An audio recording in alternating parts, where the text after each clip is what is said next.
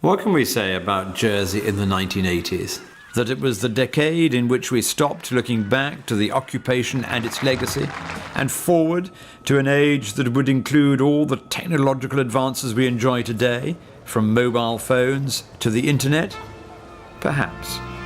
But for many islanders, the 1980s was a period in which Jersey was a more relaxed place than it is today.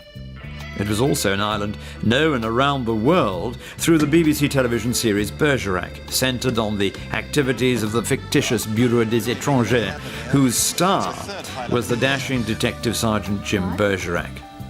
Millions tuned in every week to see the next instalment.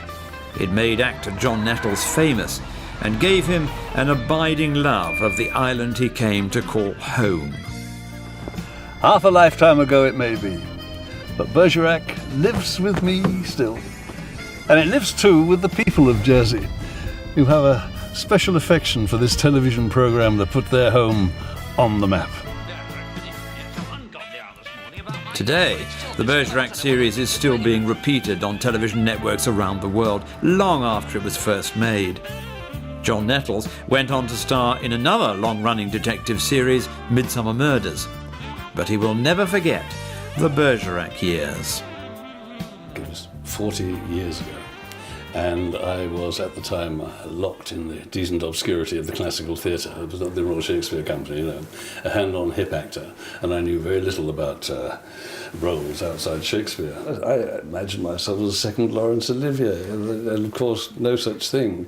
I turned into this lovely Jersey detective. But mind you, I got some very good reviews for it, I must say. One I remember from a Guardian lady critic who said, "Bergerac, half man, half nutmeg, and all sex god." And I thought, I've made it. I've made it. This is me for life. And indeed, in a sense, it was me for life. And I have to say that doing Bergerac, it wasn't so much as doing a job of work. It's like sitting down in front of half a ton of chocolates and slowly chomping my way through it. I had a wonderful, most wonderful time. I lived in a lovely bungalow up on Corbière, up by Corbière Lighthouse, and had a whale of a time.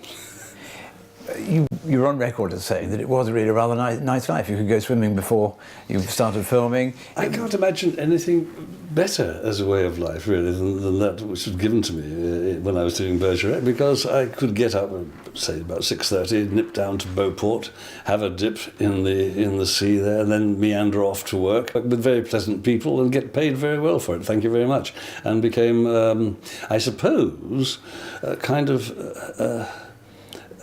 known worldwide. Very good, because the Bergerac series was sold to all kinds of countries. It was sold to over 150 countries. It was phenomenal in its time. It was sold to China. It was sold to China in a package with David Attenborough's Living Planet, Bergerac, and Yes Minister. What the Chinese would make of Yes Minister, I have the faintest notion. They could admire David Attenborough's Living Planet, of course, very much so. What they made of Bergerac, I don't know. Perhaps it was a threat. You spend all day in the paddy fields up to your waist in water and then have to go home and watch Bergerac. I remember once getting an invoice from my agent, and they'd sold a whole series, to El Al Airlines. For £1 and a halfpenny. I remember the figure very, very well. And they sold all 10 episodes of this particular series to El Al Airlines. And it said in brackets, "for entrapped audiences." And I had a vision of this plane being hijacked. Terror saying, "You'll give us what you want or you'll be forced to watch Bergerac." But it was a worldwide success, and I was very pleased. I mean, in those days, you used to talk about viewing figures. I mean, we opened with 16 million viewing figures. I mean, people would die for that nowadays. But then, I used to get worried if the repeats failed to get above 9 million. See how the times have changed. But it was a hugely enjoyable trip for me. So this is it. You admit that it was an enjoyable time, but on a serious note, it led to something else, didn't it? It led to a sort of deeper understanding of what Jersey meant and a lifelong interest in the occupation years. Yes, indeed it is. I have to say that living in Jersey was a very different place from what it is now. It was a holiday island, very definitely a holiday island. Everywhere in the island there were nightclubs with live acts all over the place, you know.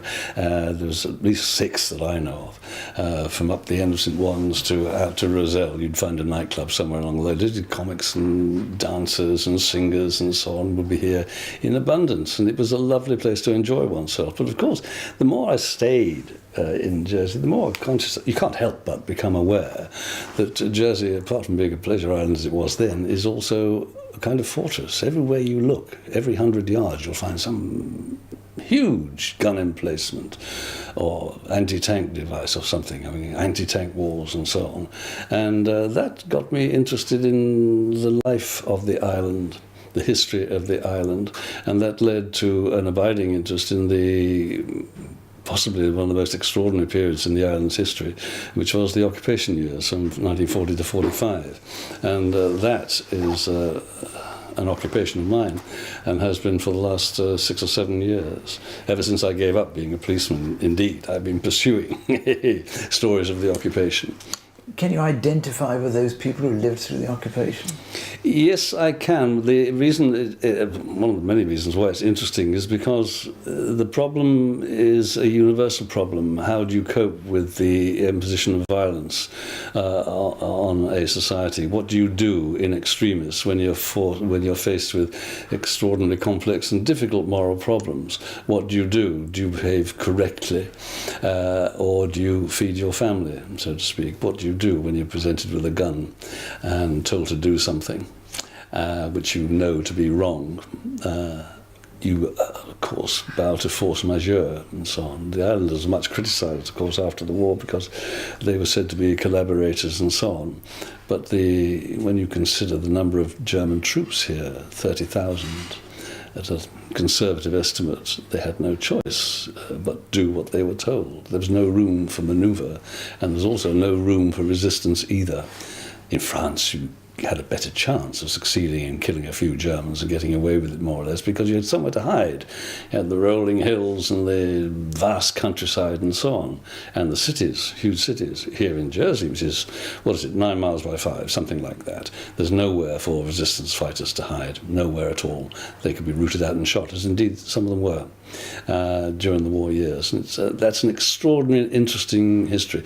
The story of the occupation is far more interesting than any story in Bergerac, I can tell you that. There's a danger, isn't there, that those who lived through the occupation can't tell the story in any sort of detached sense. So do you feel that you brought a fresh eye to it? Yes, I do, but I'm not alone in that. I mean, there are other historians who've done likewise. Paul Sanders is one of them, the best of them, and so on. And Freddie Cohen, and so on, produced works of remarkable objectivity and remarkable clarity with a great explanatory power in them. And one has to say that indeed, if you were involved in the actual occupation, it's very difficult to keep your temper, because some of the atrocities, I think you can call them that, inflicted upon the civilian populations in all 4 islands really, Guernsey, Jersey, Sark and Alderney, were of such an order as to invite no other response but anger and outrage. It was an outrageous period in the island's history, and people have a right to be angry, and I can well imagine that if you had your son hauled off under the natural naval decree and you never saw him again because he was murdered or whatever, you would be hard put to be objective about the events of the occupation.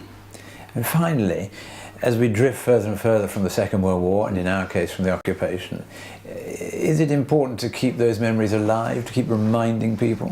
Oh, it is. It is, because it was a period of time which threw up the major moral question. It asked the question, what is it to behave well, to behave properly in extremis? What can you do in the real world in that situation? And there's a play by Jean-Paul Sartre called Les Mains Sales, And in that play, he explores the notion that if you want to act in the world, and particularly if you want to act in a situation that was in the islands and during the occupation, you're going to be severely circumscribed in what you can and cannot do. And you get your hands dirty, because in order to act in the world, you have to make compromises, you have to, as it were, circumvent moral obligations of one kind or another, and just in order sometimes just to survive. And it's in so far as the occupation years explored that notion that it's important to keep the memory of it alive. And also, of course, because the occupation years threw up so many remarkable characters, not least of all, I mean, there's too many to mention, but von Schmettau, who was the military commander in the islands during the occupation, remarked after the war that the islanders were blessed insofar as they had very fine leaders in the shape of John Leal, Ambrose Sherwill, and Coutanche, and so on. And indeed, that is true. Those men behaved with exemplary fortitude and moral integrity for the entire period of the occupation, and the circumstances were exquisitely difficult.